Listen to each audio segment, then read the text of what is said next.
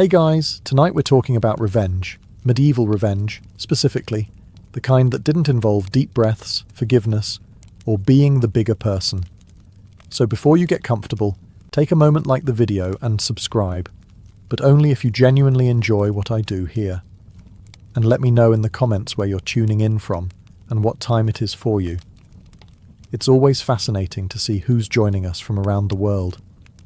Robert the Bruce did not begin his revenge story as a powerful king standing confidently on a battlefield.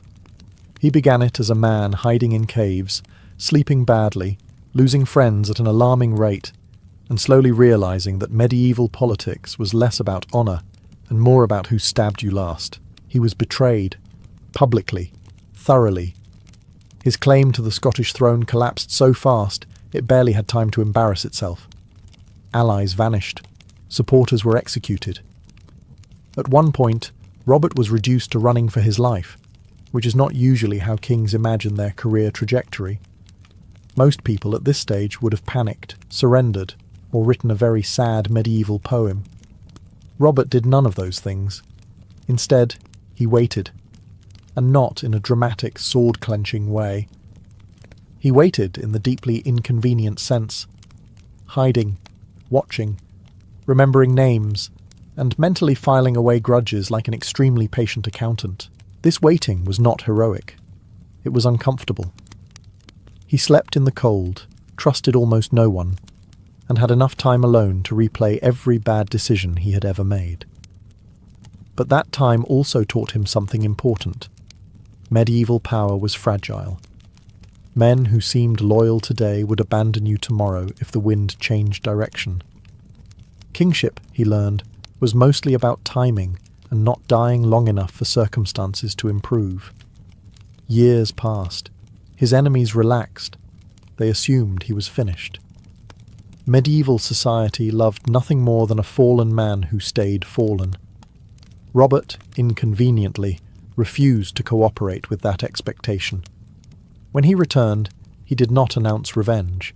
He simply started winning, quietly, one fortress at a time, one alliance at a time, no speeches, no dramatic gestures, just steady progress that made his enemies increasingly uncomfortable. Then came Bannockburn. On paper, Robert should have lost badly. The English army was larger, better equipped, and very confident. Unfortunately for them, confidence is not armor. Robert used terrain, preparation, and a memory sharpened by years of humiliation. The victory shattered English control in Scotland and crowned him king. His revenge was not loud, it was not theatrical, it was administrative. The men who mocked him lived long enough to see him succeed, and in medieval terms, that was far worse than dying quickly. Robert the Bruce didn't rush revenge. He let it mature, like a fine medieval grievance. Matilda of Tuscany did not take revenge with swords, poison, or dramatic battlefield speeches. She chose a far more devastating strategy. She simply refused to die. In medieval Europe, this was an aggressive move. Matilda was one of the most powerful women of her time, which immediately meant most emperors, popes, and rival nobles spent decades trying to sideline her, ignore her, marry her off, or quietly wait for her to disappear from history, like so many inconvenient women before her. They assumed time would solve the problem. Time, however, was not on their side. She was insulted, undermined, and openly challenged by men who believed power belonged to them by default. Some tried to take her lands. Others questioned her authority. A few assumed she was merely holding power temporarily, until a proper ruler arrived.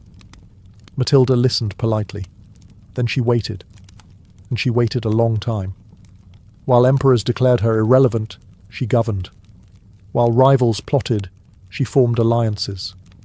While enemies aged, fell ill, or died dramatically of medieval causes like bad water or too much ambition, Matilda stayed exactly where she was, running things, quietly, competently, annoyingly. Her revenge was subtle but brutal.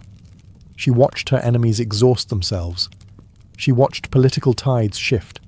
She watched successors inherit grudges without inheriting the competence required to act on them. One by one, The men who tried to control her vanished from the board, some through death, others through irrelevance, which in medieval society was arguably worse. There was no final confrontation, no climactic battle, just an uncomfortable realization spreading across Europe that Matilda was still there, still powerful, still very much in charge. At some point, even her enemies stopped fighting her and started negotiating with her instead, the medieval equivalent of admitting defeat without apologizing. This kind of revenge drove people insane. You couldn't fight it. You couldn't outlaw it. You couldn't even complain without admitting failure. Matilda became a constant reminder that patience, survival, and administrative competence could defeat brute force. She didn't destroy her enemies. She outlasted them. And in medieval politics, that was the coldest revenge of all. William Wallace's revenge story is unusual, because it did not end when he did. In fact, his enemies would probably argue that it became significantly worse afterward. Wallace did not start as a grand noble with armies and titles. He started as a man who had watched his family murdered, his homeland humiliated, and English officials behave as if Scotland were an inconvenient detail.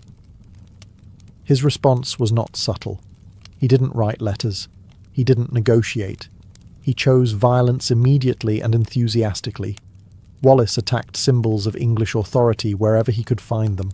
Sheriffs, garrisons, tax collectors. If it represented control, it became a target. His victories were loud, embarrassing, and deeply irritating to England. This was not revenge delivered with elegance.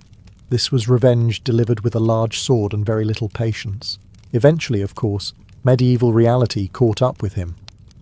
Wallace was betrayed, captured, and executed in a public spectacle designed to erase him completely.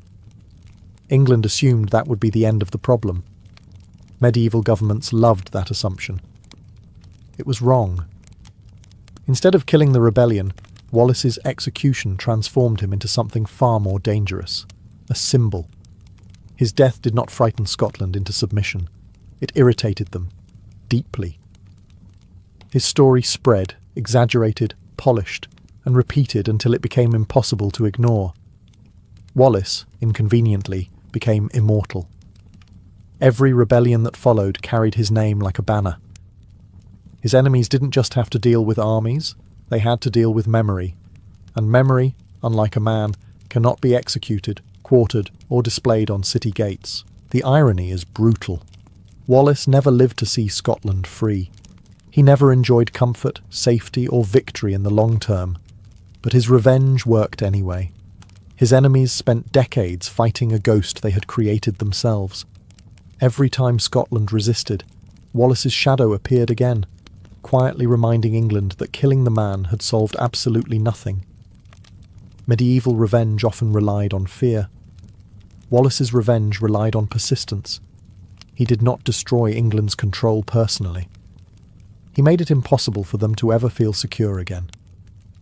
In the medieval world, that kind of revenge was devastating. William Wallace did not win by surviving. He won by refusing to disappear. And that is the kind of revenge that keeps rulers awake at night, staring at the ceiling, wondering which mistakes history will refuse to forgive. Eleanor of Aquitaine did not take revenge quickly. That would have been uncivilized. Instead, she chose something far more effective: patience, memory, and a very long marriage. Eleanor was one of the most powerful women in medieval Europe, which unfortunately meant she married a man who absolutely could not handle that fact. King Henry, her husband, eventually decided that Eleanor's political influence, intelligence, and tendency to think independently were deeply inconvenient. His solution was not counselling, it was imprisonment. For years, Eleanor was confined, not in a dungeon, but in a comfortable, humiliating sort of captivity designed to keep her quiet and irrelevant. Henry assumed that time would soften her, that isolation would erase her influence, and that eventually she would fade into the background like an old tapestry no one remembered to dust. Henry misunderstood Eleanor completely. While confined, Eleanor did not forget. She observed. She remembered every insult, every restriction, every moment she was treated as a problem rather than a partner. She also outlived Henry, which immediately improved her circumstances. The moment Henry died, Eleanor stepped out of captivity and back into power as if she had merely been waiting for a meeting to end. And then she began dismantling everything her husband had built to sideline her.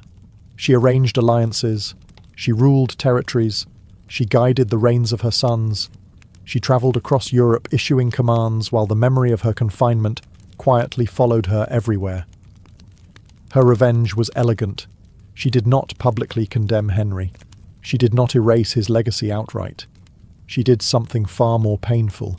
She made herself indispensable. While Henry was remembered largely for his failures, Eleanor became the enduring force behind multiple reigns, multiple kingdoms, and an entire generation of European politics. The man who tried to silence her became a historical footnote in her story.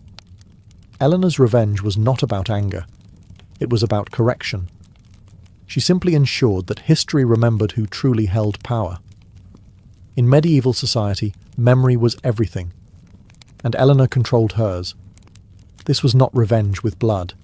This was revenge with legacy. She proved a dangerous truth that medieval men learned far too late.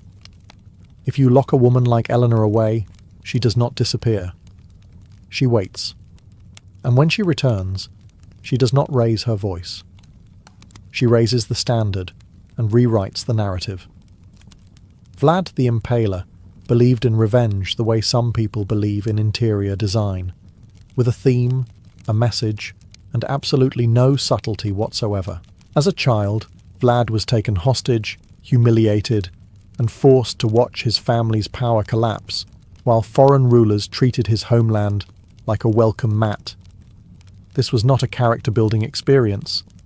This was a character-sharpening experience.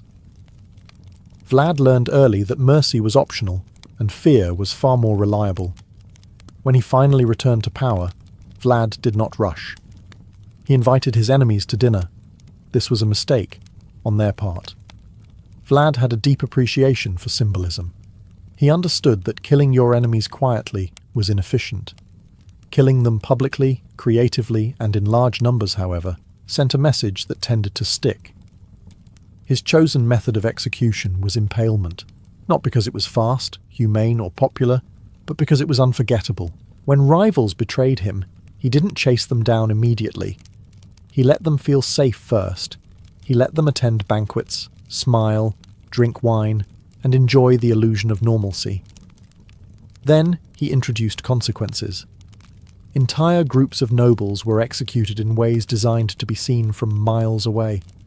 Forests of impaled bodies became warnings, carefully arranged to discourage further disobedience. This wasn't madness. This was policy. Invading armies approaching Vlad's territory reportedly stopped, stared, and reconsidered their life choices.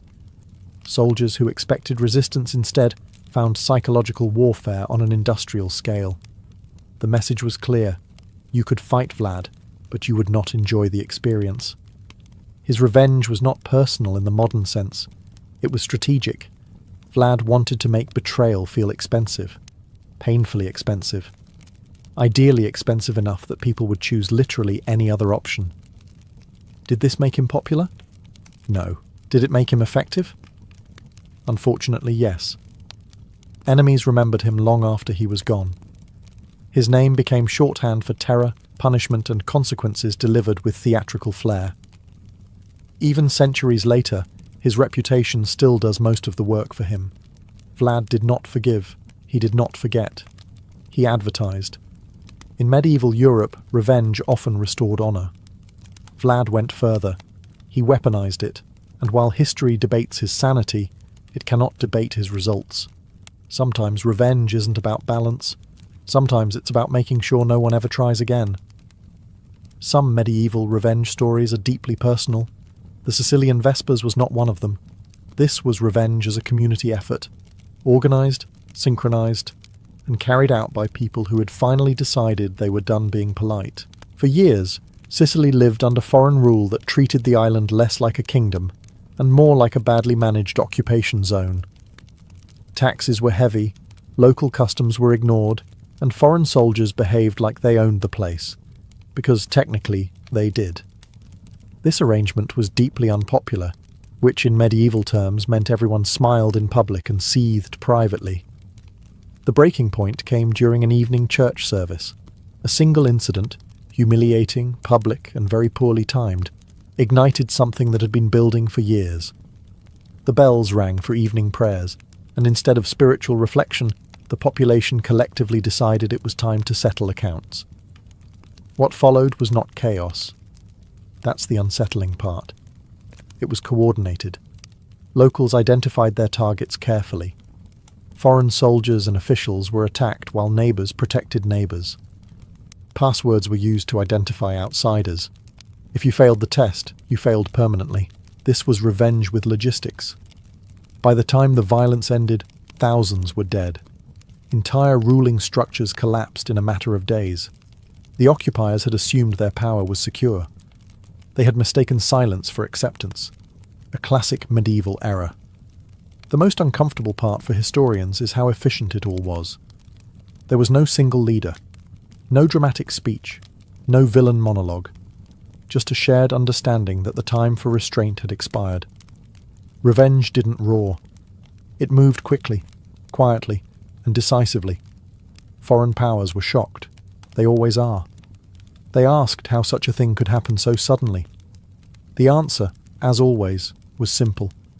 It wasn't sudden at all. It was patient. The Sicilian Vespers became legendary not because of its brutality, medieval Europe was full of that, but because of its unity. Revenge wasn't delivered by a king or an army. It was delivered by shopkeepers, farmers, priests and neighbours who had reached the same conclusion independently. This was not revenge driven by anger alone. It was revenge driven by exhaustion. And that may be the most dangerous kind of all. Because when an entire population agrees that revenge is necessary, there is no negotiating, no appealing to mercy, and no pretending things will calm down soon. They already waited long enough. King John of England had a remarkable talent for turning allies into enemies. Not through dramatic betrayal or fiery speeches, but through something far more effective. Relentless incompetence mixed with casual cruelty. He taxed heavily, broke promises enthusiastically, and treated his nobles like disposable furniture. Eventually, the nobles decided they had had enough furniture. This was not a sudden rebellion. It was a slow burn. The English barons watched John lose wars, squander resources, and humiliate the crown repeatedly. They complained. He ignored them. They warned him. He mocked them. Medieval rulers often forgot one crucial detail. Angry nobles were not peasants. They had money, castles, and a worrying number of swords. When the barons finally acted, they didn't storm the palace screaming revenge. That would have been messy. Instead, they cornered John and forced him to sign a document that humiliated him permanently. The Magna Carta was not a peace agreement. It was revenge disguised as legality. Every clause was a reminder of John's failures. It limited his power, restrained his authority, and ensured that future kings would remember exactly what happened when they pushed their nobles too far. It was the medieval equivalent of being forced to publicly acknowledge you were wrong, in writing, forever.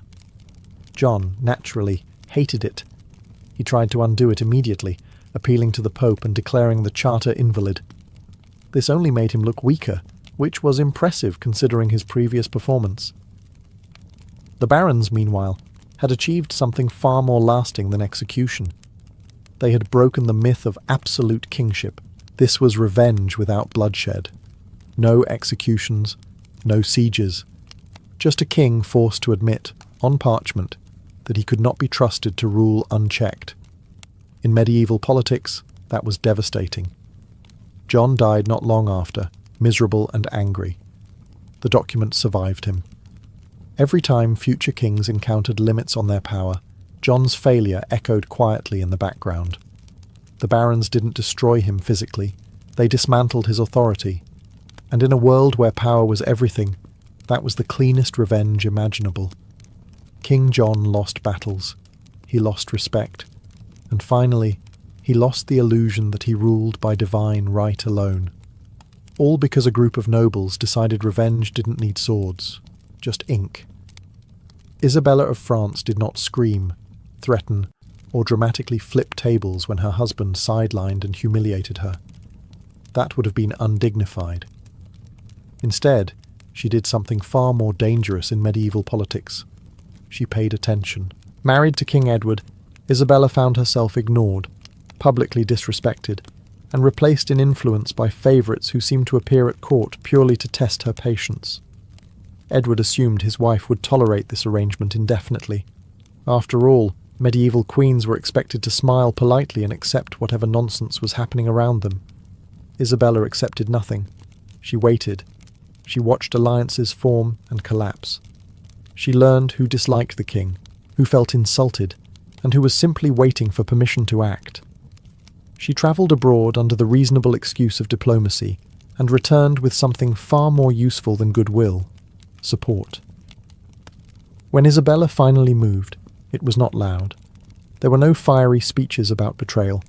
She returned with an army, landed in England, and discovered that almost no one was willing to defend the king. This is always an awkward moment for a ruler. Edward was captured, deposed, and removed from power with shocking efficiency. Isabella did not need to personally raise a sword. The system collapsed around him naturally, like a poorly built scaffold. His reign ended not with a dramatic battle, but with quiet confinement and a deeply suspicious death that historians continue to discuss carefully. This was revenge executed with paperwork, timing, and an excellent understanding of human weakness. Isabella did not destroy the kingdom. She did not burn cities. She simply removed the man who had made her irrelevant and replaced him with someone more cooperative. In medieval terms, this was an outstanding outcome. Her revenge was subtle enough that some chroniclers barely recognized it as revenge at all. They described it as political necessity, stability, or correction. Isabella presumably did not correct them. The lesson here is uncomfortable but clear. Medieval revenge did not always involve blood. Sometimes it involved patience, alliances, and letting your enemy remain convinced they were safe, right up until they were not. Isabella of France did not shout. She did not rush. She did not forgive. She waited until removing a king felt less like rebellion and more like housekeeping. And that, in medieval Europe, was the most elegant revenge imaginable. Jan Hus did not live to enjoy his revenge, which in medieval history is surprisingly common and deeply inconvenient for the people who thought killing him would solve everything. Hus was a reformer, a preacher, and, most importantly, a man who would not stop talking about corruption in the church.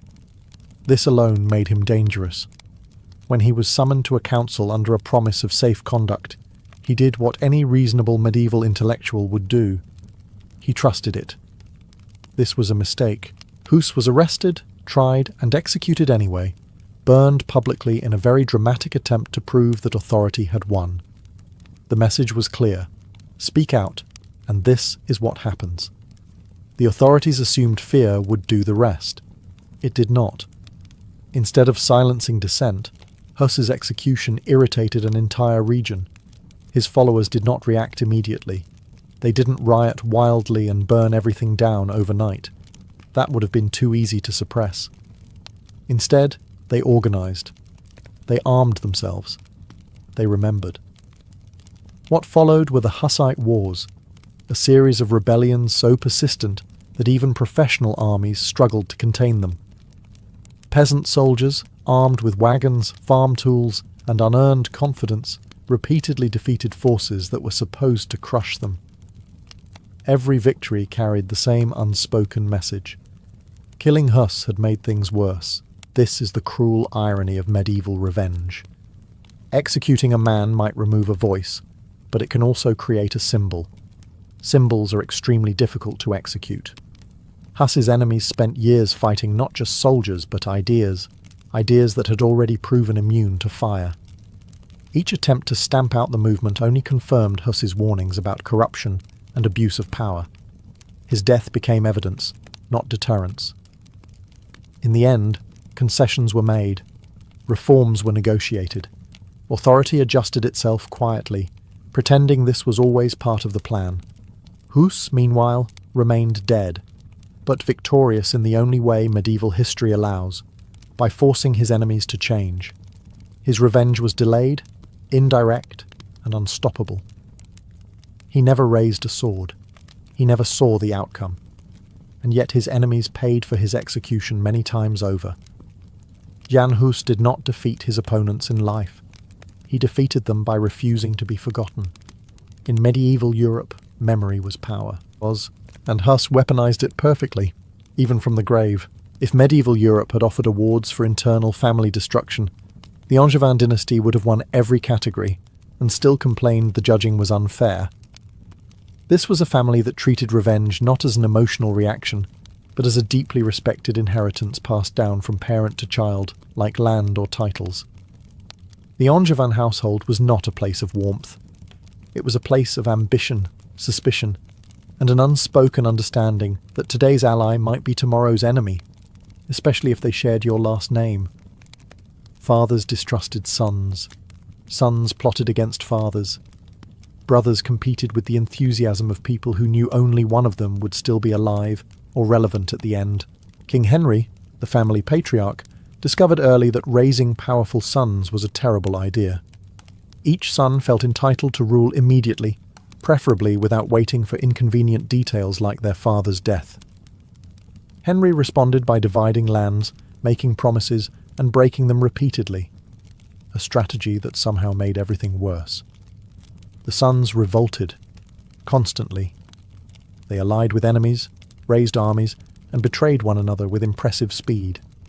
Family dinners must have been deeply uncomfortable, assuming they happened at all. Medieval chroniclers stopped pretending this was normal behavior and started documenting it like a slow-motion disaster. Revenge within the Angevin family was not explosive. It was methodical. If one son rebelled and failed, he waited. If a brother gained advantage, another undermined him quietly. Nobody forgot anything. Apologies were treated as temporary ceasefires at best.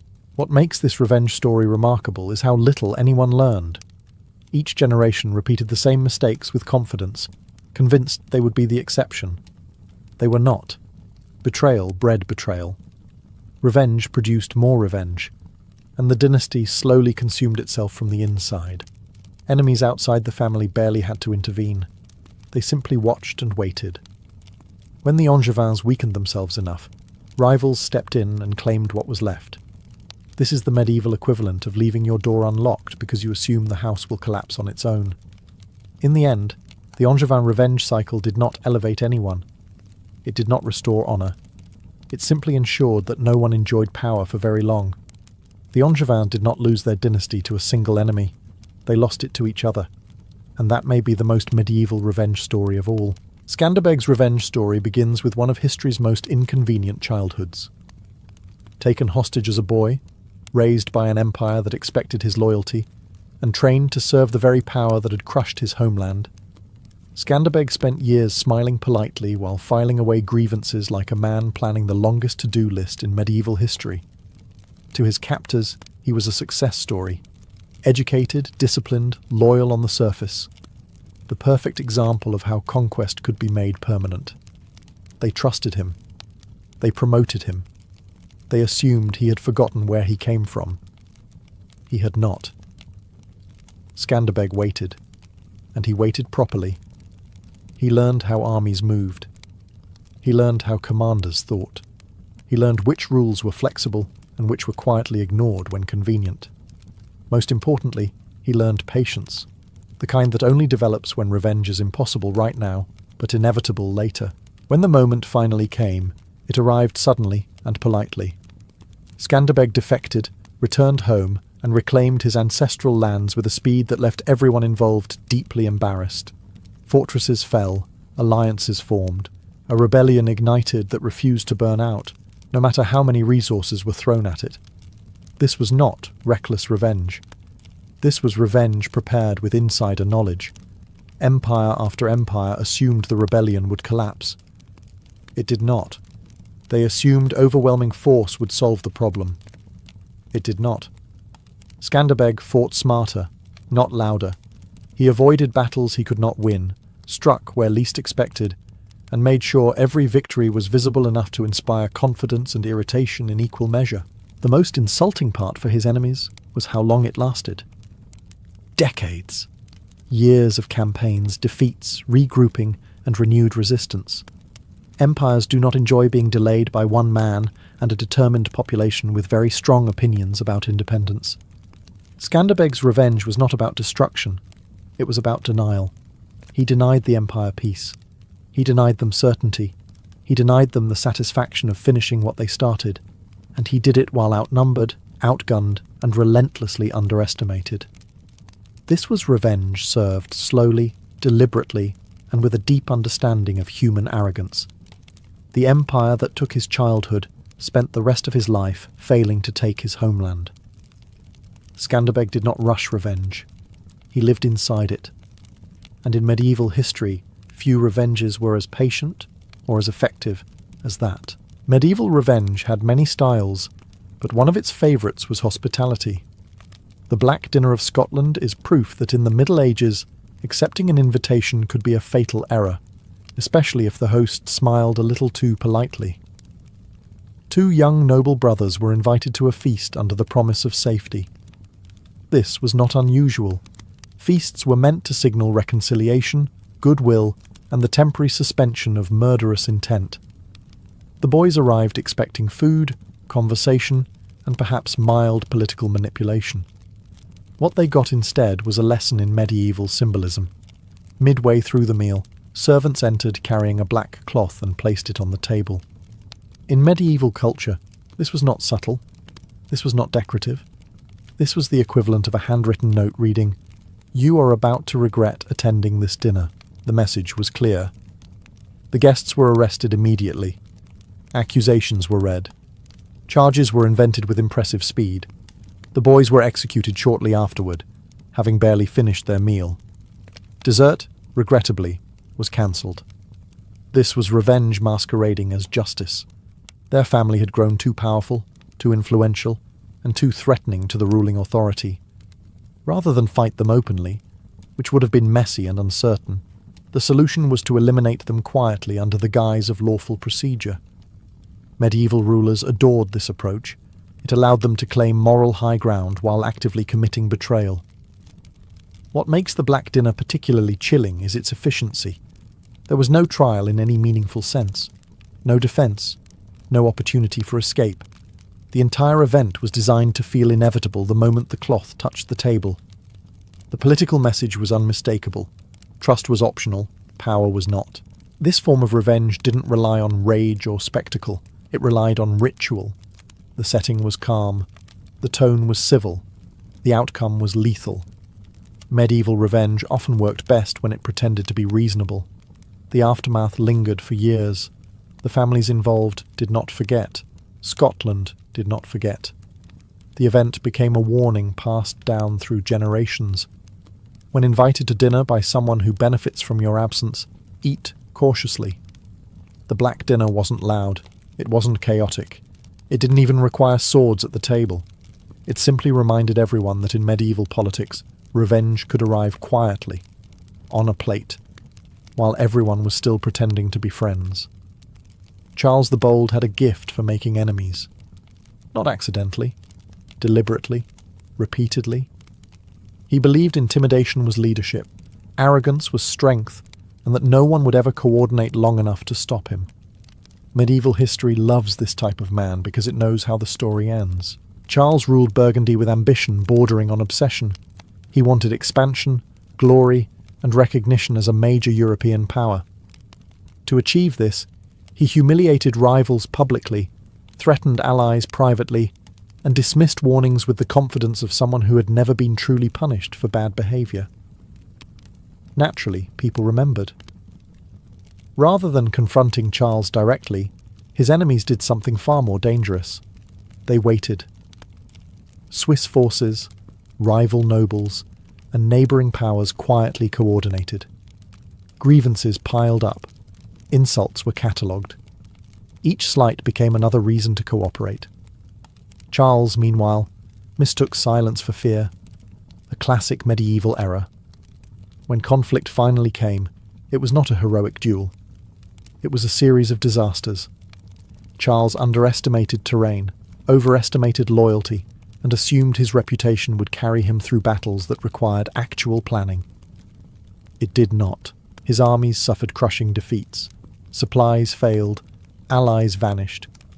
And when Charles himself fell in battle, his body was left unrecognized for days. A deeply symbolic ending for a man who had insisted everyone acknowledge his greatness. The revenge here was not delivered by one person, it was delivered by everyone Charles had offended. This was collective memory turning into action. No speeches, no declarations, just coordination fueled by long-standing resentment. What makes this revenge particularly medieval is its inevitability. Charles did not lose because he was unlucky.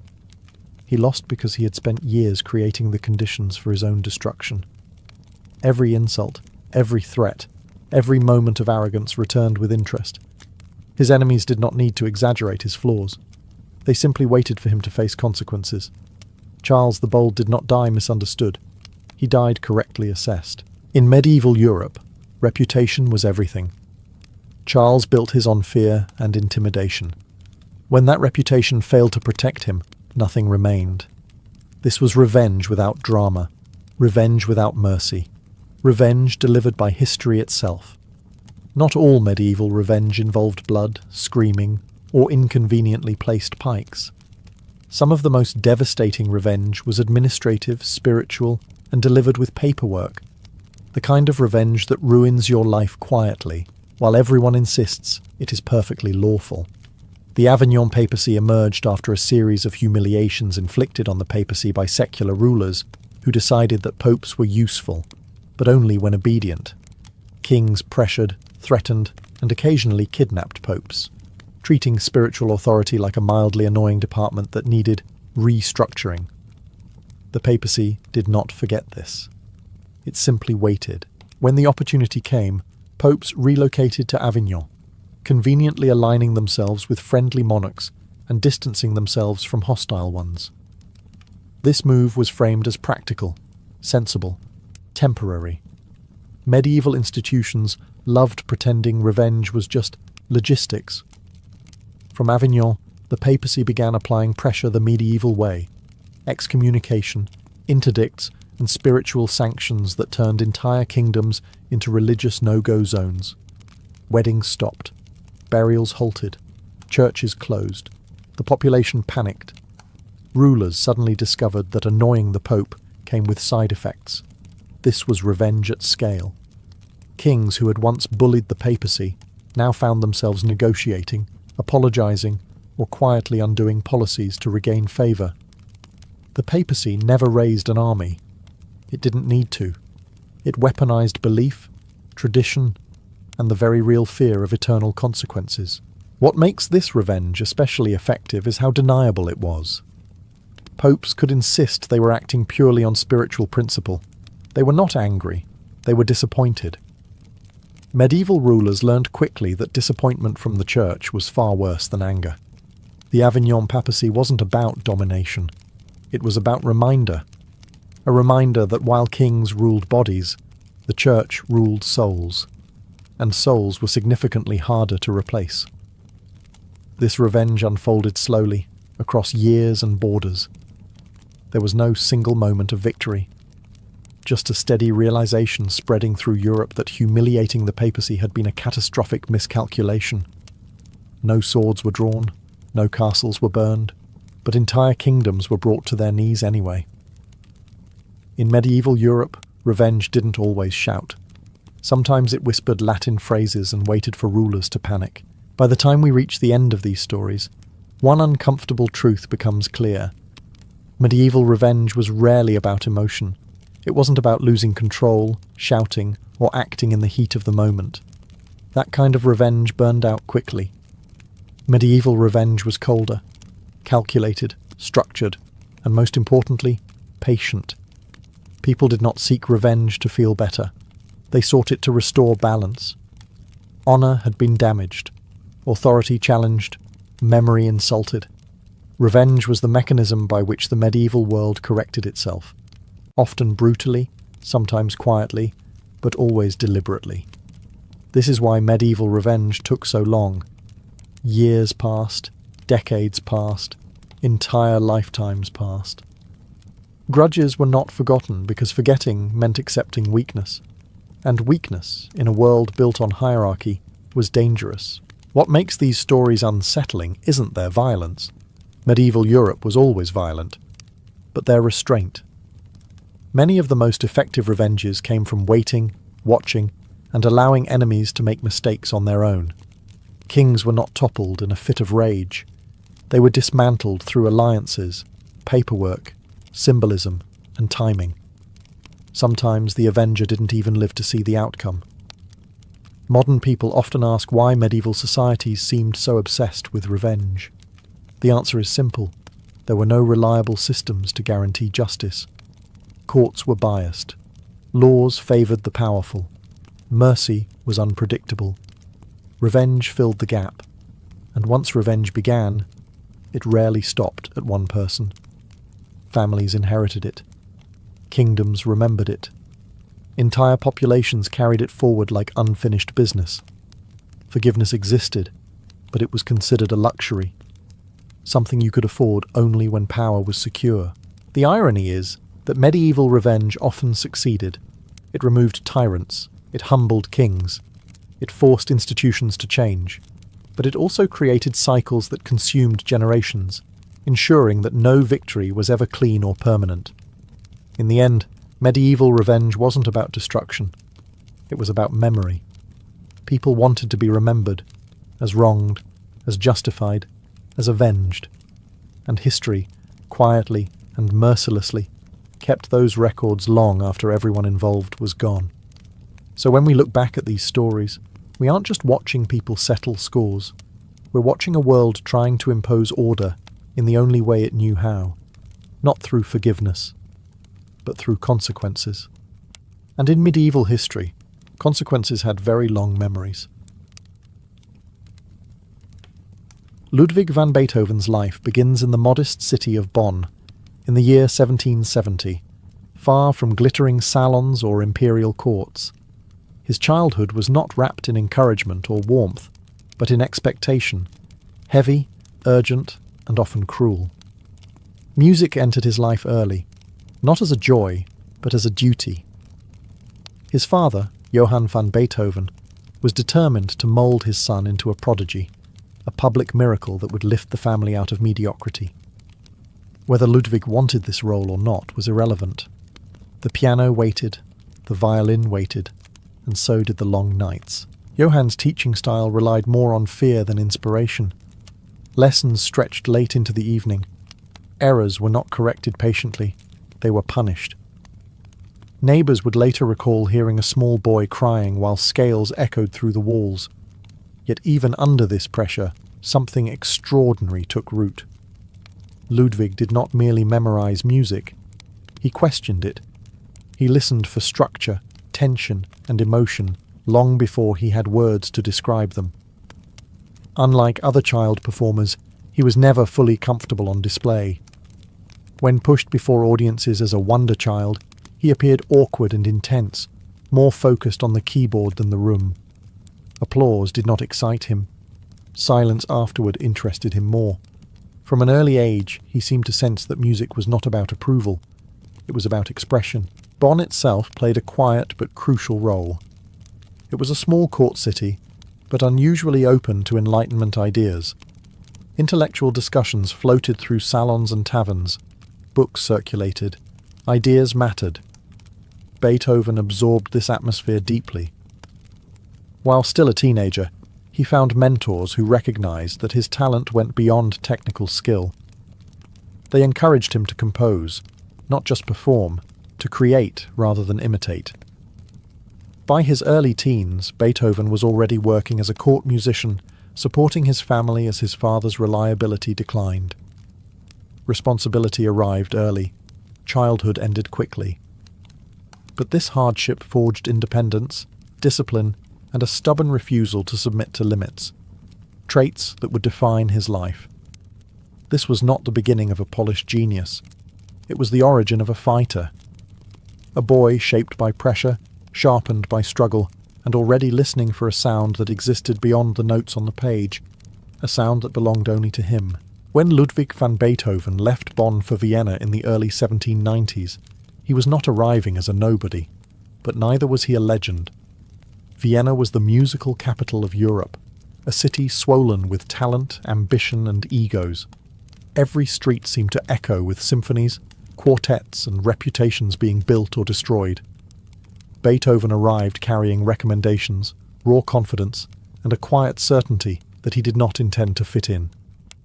At first, he did what was necessary. He studied with established masters, absorbed the formal rules of composition, and learned how the musical world functioned. On paper, he followed tradition. In practice, he tested its limits. Even as a young pianist, his playing startled audiences. He did not perform politely. He attacked the keyboard, stretching tempo, emphasizing contrasts, improvising with an intensity that felt almost confrontational. Listeners were not always sure whether they were witnessing brilliance or recklessness. Vienna quickly noticed him, not just as a composer, but as a force. Aristocrats invited him into their salons, not because he was charming, but because he was unforgettable. Beethoven had little patience for social niceties. He dressed carelessly. He spoke bluntly. He did not flatter patrons the way others did. Yet his talent was so undeniable that doors kept opening anyway. This combination of defiance and genius became his signature. Unlike many composers who wrote primarily to please employers, Beethoven treated music as something personal, almost moral. He believed it should say something about struggle, joy, rage, triumph.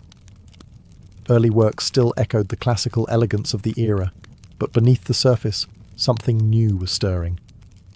Rhythms grew bolder, dynamics more extreme, emotion more exposed. He was already pushing against the idea that music should remain restrained and balanced. At the piano, improvisation became his battlefield. He would challenge other musicians publicly, engaging in spontaneous musical duels that often left rivals humiliated. These performances built his reputation faster than printed compositions ever could. Word spread quickly. This man was dangerous, not physically, but artistically. By the end of his first years in Vienna, Beethoven had secured something rare. He was not merely accepted, he was anticipated. People wanted to hear what he would do next, partly because they sensed he might break something in the process. The city had given him opportunity. In return, Beethoven was preparing to reshape its musical future, whether Vienna was ready or not. At the height of his rising fame, when Vienna had begun to accept Ludwig van Beethoven as more than a curiosity, an unthinkable problem emerged. He began to lose his hearing. At first, it was subtle, a ringing that refused to leave, a dullness at the edges of sound. Beethoven tried to ignore it. He was young, successful. This was not how genius was supposed to unfold. But the symptoms worsened. Conversations became exhausting. High tones slipped away. Music, the very thing that defined him, began to fracture.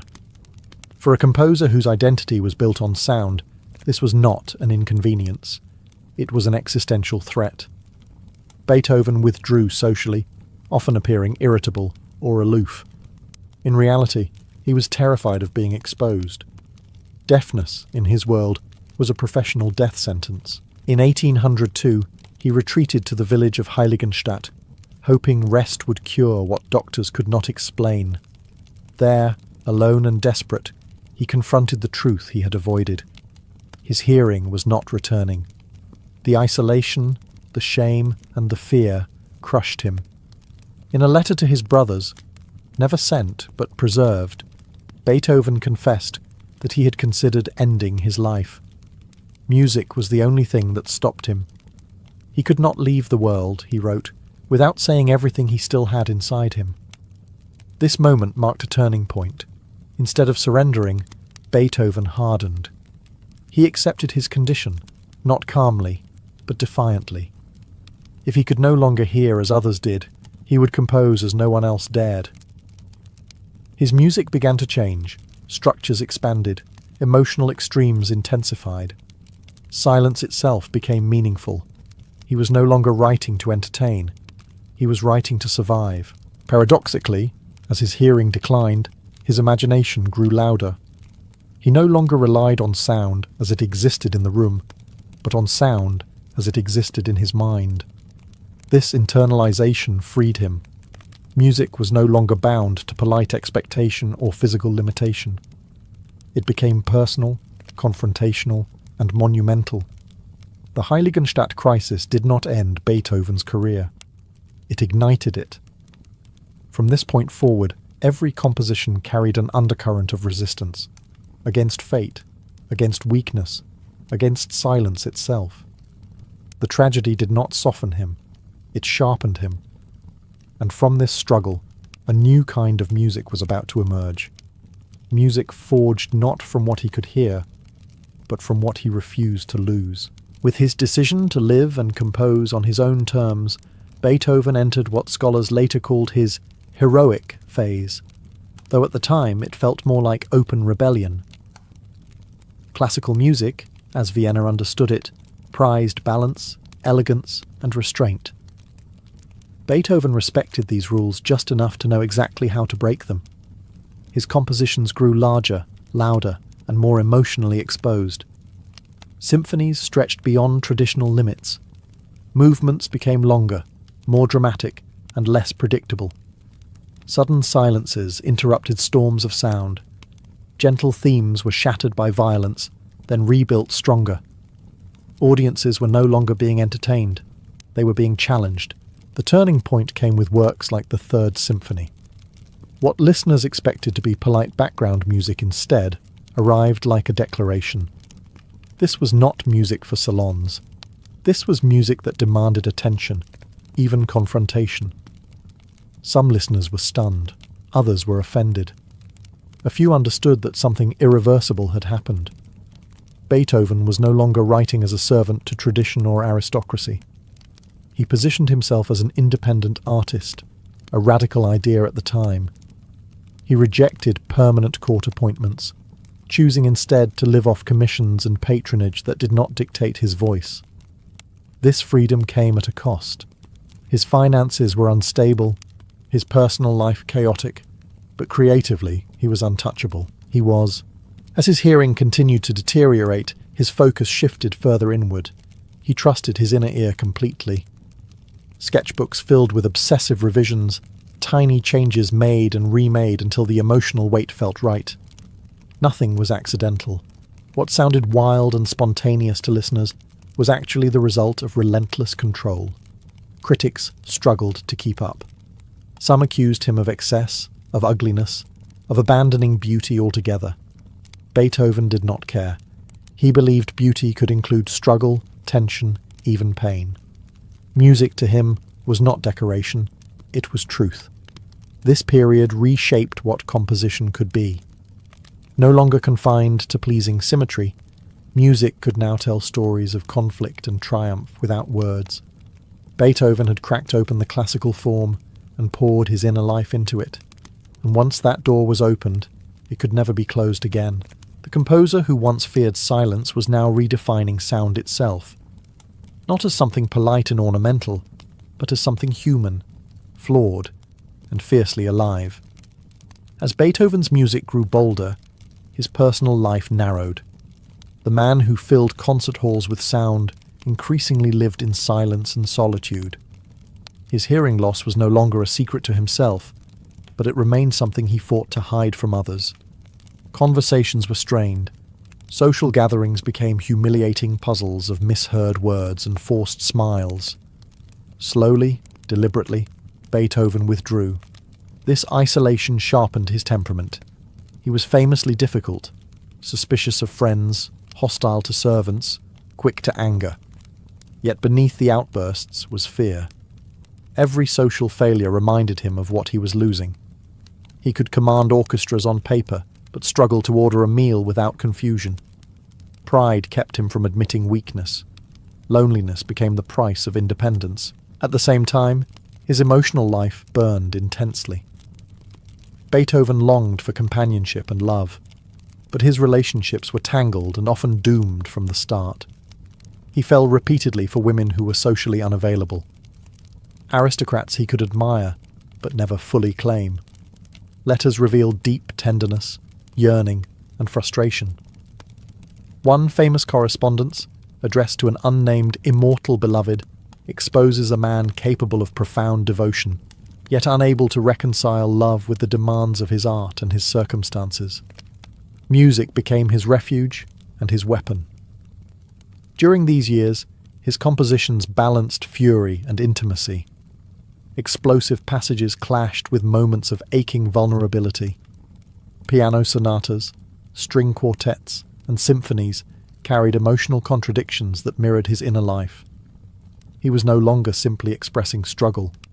He was living inside it. Financial instability added pressure. Though supported by patrons, payments were inconsistent, and Beethoven had little talent for managing money. He moved constantly, changing apartments in search of quiet or better conditions, often leaving chaos behind. His daily life was disordered, but his work remained obsessively controlled. On the page, everything had purpose. This period reveals a crucial truth about Beethoven. His genius was not separate from his suffering. It was shaped by it. The isolation did not silence him. It forced him inward, where his most personal music took form. He may have pushed people away, but he pulled humanity closer through sound. The world often remembers Beethoven as a monument, stern, heroic, untouchable. In reality, these years show a man raw with contradiction, desperate for connection, fiercely independent, wounded yet unyielding. And still, against silence, he continued to write. By the second decade of the 19th century, Beethoven crossed an invisible line. His hearing was no longer merely impaired, it was largely gone. Public performance became impossible. The composer who once dominated the piano with physical force now lived in near total silence. For most musicians, this would have ended everything. For Beethoven, it changed the nature of creation itself. He adapted in practical ways first. Conversation books replaced spoken dialogue, allowing visitors to write their questions while he replied aloud or in writing. He pressed his ear to the piano, feeling vibrations through bone and wood. But gradually, even these physical connections mattered less. Beethoven was no longer composing for the ear alone. He was composing from memory, structure, and inner necessity. Something remarkable happened during this period. As his connection to the external world faded, his music became freer than ever. Forms loosened, expectations dissolved. He no longer felt bound to audience reaction, because he could not hear it anyway. What remained was intention. Every note existed because it had to. The late works begin to reflect this transformation. They are strange, intimate, and sometimes unsettling. Melodies fragment and reform. Time stretches. Silence becomes active, almost expressive. These pieces do not explain themselves easily. They require patience. They ask the listener to meet the composer halfway. Contemporaries were often confused. Some thought Beethoven had lost control. Others whispered that deafness had damaged his judgment. But what they were witnessing was not decline. It was transcendence. Beethoven was no longer writing for courts, critics, or even performers. He was writing for something abstract and internal. Music had become thought. This phase also deepened the spiritual dimension of his work. Without religious dogma, Beethoven explored ideas of struggle, reconciliation, and unity. Sound became a language for meaning beyond words. Even joy, when it appeared, felt earned, wrestled from chaos rather than gifted. Isolation still weighed heavily on him, but it no longer defined him. He had crossed into a private territory where loss could not reach. Deafness had taken sound, but it had not taken music. In a paradox that still defies explanation, Beethoven was hearing more than ever. Not with his ears, but with his entire being. The world he inhabited grew smaller. The universe inside him grew vast. By the time Beethoven began shaping what would become his Ninth Symphony, he was living almost entirely apart from the world that once celebrated him.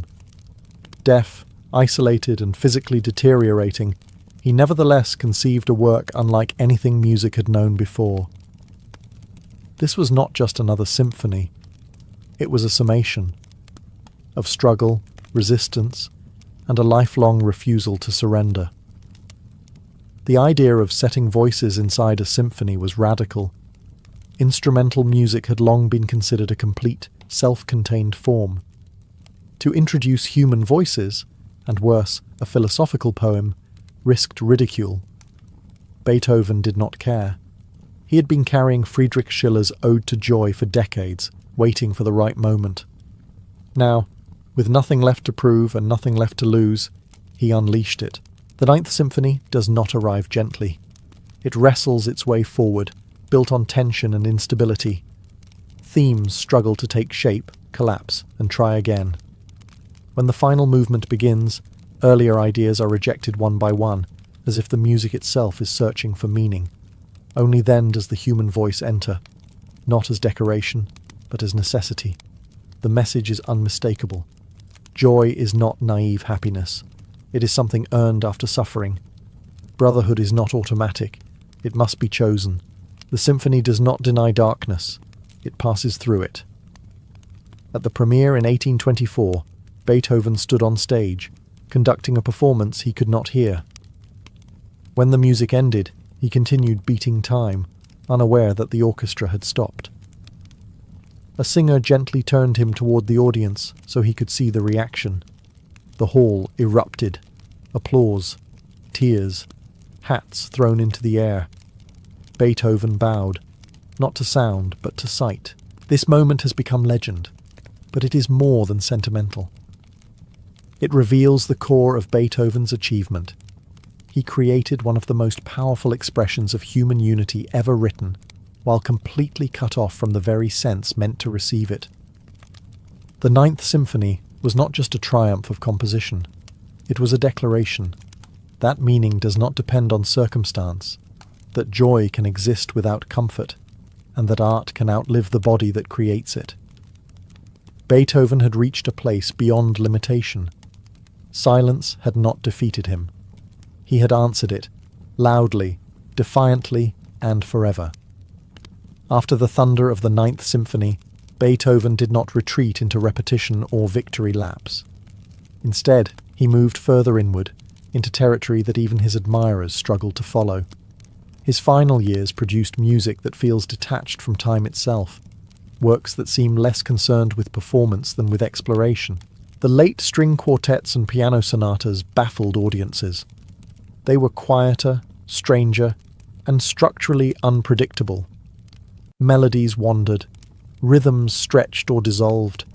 Sudden bursts of humour appeared beside passages of aching simplicity. These pieces did not explain themselves. They invited contemplation, not applause. Beethoven was no longer interested in impressing anyone. He wrote as if communicating with something beyond listeners, perhaps with himself, perhaps with the future. Technical difficulty increased, but virtuosity was no longer the point. Expression was. A single phrase might carry more weight than an entire earlier movement. Physically, his health was collapsing. Illness, liver failure, and constant pain plagued him. His living conditions deteriorated. He argued with doctors, ignored advice, and endured treatments that often worsened his condition. Yet even as his body failed, his creative clarity sharpened. Music remained precise, intentional, necessary. These late works often reflect a deep acceptance, not resignation, but understanding. Struggle still appears, but it is quieter now, less combative. There is space for humour, tenderness, and peace. Some movements feel almost conversational, as if Beethoven were thinking aloud on paper. Many contemporaries dismissed this music as incomprehensible. Performers hesitated. Critics questioned his sanity. Beethoven himself was unbothered. When told that audiences did not understand his quartets, he reportedly replied that they were not written for the present age. He was thinking ahead. Today, these late works are regarded as some of the most profound music ever composed. They speak across centuries, resisting simple interpretation. They do not demand admiration. They demand listening. In these final compositions, Beethoven achieved something rare. He created art that feels personal without being confessional, complex without being showy, and spiritual without doctrine. The man who once shattered musical forms now dissolved them entirely. This was not the end of his voice. It was its most distilled expression, quiet, fearless, and infinitely human. In the spring of 1827, Ludwig van Beethoven was dying. His body, worn down by years of illness, pain, and neglect, was finally giving way. The man who had wrestled fate through sound now lay confined to a bed, surrounded by chaos even at the end. Unpaid debts, scattered manuscripts, unfinished plans. Silence, the great adversary of his life, was complete. On March 26th, a violent storm swept over Vienna. Thunder cracked the sky, rain lashed the city. According to those present, Beethoven stirred as the storm reached its peak. He raised a clenched fist, as if defying the heavens one last time. And then he was gone. He was 56 years old. Vienna did not respond quietly. Thousands attended his funeral. Composers, poets, aristocrats, and ordinary citizens filled the streets. For a man who had spent his final years isolated and misunderstood, the farewell was overwhelming. The city finally grasped what it had witnessed. Not just a composer, but a turning point in human expression. Beethoven left no simple legacy. He did not offer comfort in the easy sense. His music does not exist to soothe without challenge. Instead, it insists that struggle is not a flaw in the human experience. It is the core of it. He expanded what music could say and who it could speak for. No longer merely entertainment or ornament, music became confession, philosophy, resistance. Most remarkably, Beethoven achieved this while losing the very sense meant to define him. He proved that creativity is not dependent on circumstance, talent alone, or physical ability. It is an act of will, an act of defiance, an act of belief. Long after his death, his works continued to shape the world. Romantic composers found permission to be personal. Modern artists found courage to break form. Even today, his music appears at moments of triumph, mourning, revolution, and unity. It survives because it speaks honestly about pain, hope, fury, and joy. Beethoven once wrote that music should strike fire from the heart of man. He did exactly that. Even in silence, even in death, his sound never ended. The age of cathedrals begins not with stone, but with longing. In the early Middle Ages, Europe was emerging from centuries of instability. Towns were growing again, trade routes reopened, markets filled with voices. And with this quiet recovery came a powerful desire to give shape to faith in a way that could be seen, felt, and endured. The low, heavy Romanesque churches of the past suddenly felt insufficient. They were safe, solid, and dark. But they did not soar. Medieval people did not imagine God as distant. The divine was everywhere, active and watching. A cathedral was meant to reflect that reality. It was not just a building for prayer, it was a statement carved into the earth. Height mattered, light mattered, space mattered. The higher the vaults climbed, the closer heaven seemed. The more light that entered, the more divine truth was believed to flow inside. This was also an age of competition, not between individuals, but between cities. A cathedral announced wealth, stability, and spiritual importance. If one town raised higher walls or brighter windows, its rival felt compelled to answer. Bishops, guilds, kings, and ordinary townspeople all contributed. These projects took generations. A child born at the laying of the foundation would likely die before the roof was finished. And yet people gave anyway, stone by stone, coin by coin, labour by labour. Unlike castles, cathedrals were not built to exclude. They were open to everyone. Peasants, merchants, nobles, all entered the same space and looked upward together. For many, this was the grandest structure they would ever see. The building itself taught theology without words. Height spoke of God's power. Order spoke of divine reason. Light spoke of salvation. In cities like Notre Dame de Paris and Chartres Cathedral, this ambition crystallized into something new.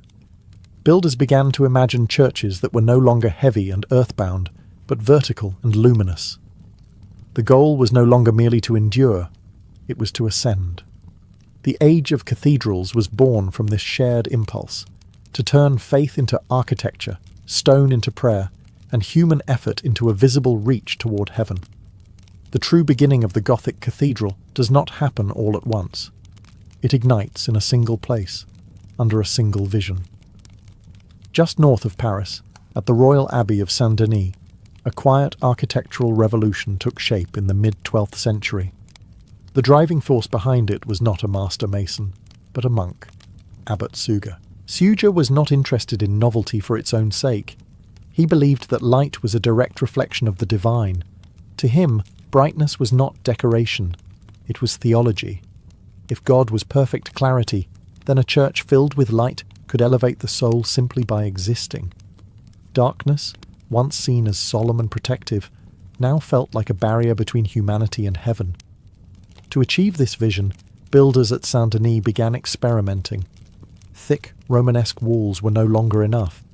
They needed to open the structure without causing it to collapse. The solution came through a series of innovations that worked together like parts of a single system. The pointed arch redistributed weight more efficiently than the old rounded form. Ribbed vaults channeled pressure along defined paths. Walls could finally be pierced, thinned, and transformed into frames for glass rather than solid barriers. This was not a sudden leap of genius, but a careful balance of daring and calculation. Every decision risked disaster. Stone ceilings were unforgiving teachers. If the math was wrong, the building would fail, sometimes decades after construction began. Yet the reward was extraordinary. Sunlight flooded the interior, filtered through coloured glass that turned illumination into narrative. At Saint-Denis, this light was not random. Stained glass windows told stories to a largely illiterate population. Saints, kings, martyrs, and biblical scenes unfolded in colour. Light became instruction. Beauty became belief. What emerged was something entirely new. The building no longer felt heavy. It felt alive. Space stretched upward. Columns dissolved into lines rather than masses. The structure seemed less like stone resisting gravity and more like stone cooperating with it. The success of Saint-Denis sent shockwaves through medieval Europe. Builders saw what was possible. Patrons saw what was prestigious. Cities saw a future carved in light. Gothic architecture had found its language, and it was about to spread, higher and brighter than anyone had imagined. As Gothic cathedrals reached higher and brighter, a problem became impossible to ignore. Stone is heavy. Vaults push outward as much as they press down. The taller the building, the stronger those sideways forces became. Without a solution, walls would buckle, windows would shatter, and heaven-reaching ambition would collapse back to earth. The answer was as radical as it was visible: the flying buttress. Instead of hiding structural support inside thick walls, Gothic builders moved it outside. Arched stone arms leapt from the upper walls and landed on massive exterior piers. These buttresses absorbed and redirected the force of the vaults, carrying weight safely down to the ground. What had once required solid, windowless walls could now be achieved with openness and height. This was more than an engineering fix. It transformed the appearance of cathedrals entirely. The building became a visible system, its skeleton displayed rather than concealed. To medieval eyes, this was not ugly or mechanical. It was honest. Structure itself became part of the beauty. Flying buttresses allowed walls to dissolve into glass. Windows expanded dramatically. Interiors flooded with light. The building no longer felt like a fortress defending the sacred. It felt like a framework holding light in place. Nowhere is this more clearly expressed than at Notre Dame de Paris, where the flying buttresses form a ring of stone arms around the nave. They are both practical and poetic, stone reaching outward so the building can rise inward. These supports also changed how cathedrals were built. Construction became modular. Walls, vaults, and buttresses were designed as parts of a single system. Builders could push height further than ever before, confident that weight had somewhere to go.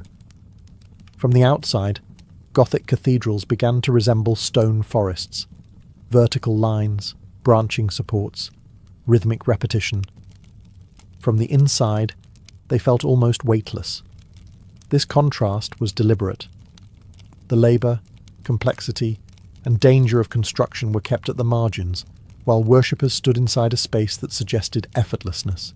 The flying buttress made the impossible practical. It turned stone into something that could appear to defy gravity. And once builders understood that weight could be carried outward, not inward, the age of cathedrals entered its most daring phase. With walls relieved of their burden by flying buttresses, Gothic builders turned to what would become the soul of the cathedral: stained glass. These were not decorations added after construction. They were the reason the building existed in this form at all. Stone was now a frame. Light was the message. Medieval theology understood light as divine presence made visible. God was truth. God was clarity. To be bathed in light was to be closer to heaven. Stained glass transformed this idea into architecture. Sunlight entered not as harsh brightness, but filtered, coloured, and intentional. Reds burned, blues cooled, golds shimmered. The interior of a cathedral became a moving tapestry that changed with the hour, the season, and the weather. For most people, these windows were not art objects. They were books. Literacy was rare, but images spoke fluently. Biblical stories unfolded panel by panel. Saints suffered, kings knelt, martyrs bled, and miracles occurred in coloured light. Even complex theology could be conveyed through symbol and sequence. The cathedral taught simply by existing. Nowhere is this clearer than at Chartres Cathedral. Its windows survive in astonishing number and intensity, especially the deep cobalt blue that seems almost unreal. Standing inside, the world outside dissolves. The light does not illuminate the space so much as inhabit it. The stone feels secondary. The building seems made of colour held in place. Rose windows pushed this idea even further.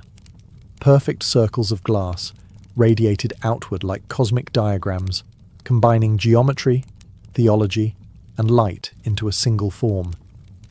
They represented order in the universe, divine reason expressed through symmetry. When sunlight struck them directly, the effect was overwhelming. Heaven, briefly, appeared structured and knowable. This emphasis on light changed how people experienced worship. The cathedral was no longer a dark shelter against the world. It was a transformation of it. Ordinary sunlight became sacred. Time itself was marked by shifting colour rather than bells alone. In the age of cathedrals, light was not passive. It preached, it instructed, it moved. Stone had learned to glow, and in doing so, Gothic architecture achieved its most powerful illusion, that heaven was not far away, but pouring in through glass. Gothic cathedrals were designed to be read by the body before the mind. The moment a person stepped inside, the architecture guided their gaze upward. Columns rose in uninterrupted lines. Arches sharpened into points. Vaults soared overhead like stone canopies. Everything in the space worked together to make height feel inevitable. This verticality was not accidental or merely impressive. It was theological.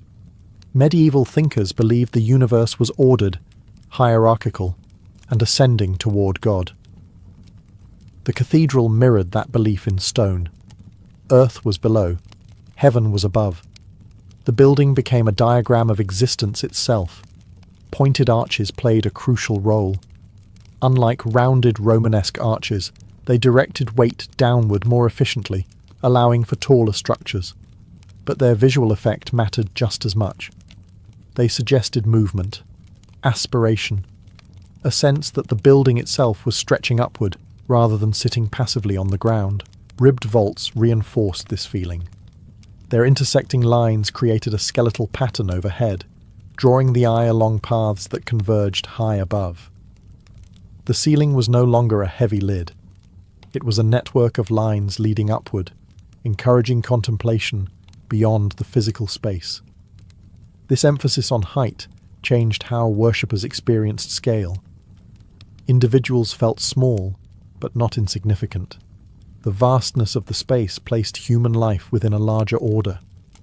To stand beneath such height was to feel both humbled and included. You were part of something structured, meaningful, and vast. Verticality also served a social purpose. Cathedrals dominated city skylines. Long before towers or modern monuments, these buildings announced identity from miles away. A traveller approaching a town would see the cathedral first, rising above houses and walls like a spiritual beacon. The city existed beneath it. Faith crowned the landscape. Yet this height was not only about dominance, it was about direction. The cathedral did not push people outward or inward, it pulled them upward. Even those uninterested in theology could not ignore the physical sensation. The architecture demanded a response. By turning height into meaning, Gothic builders transformed stone into instruction. The cathedral taught without words. Look up, think upward, live upward. In the age of cathedrals, heaven was not only promised, it was physically implied, carved into every arch and column that climbed toward the sky.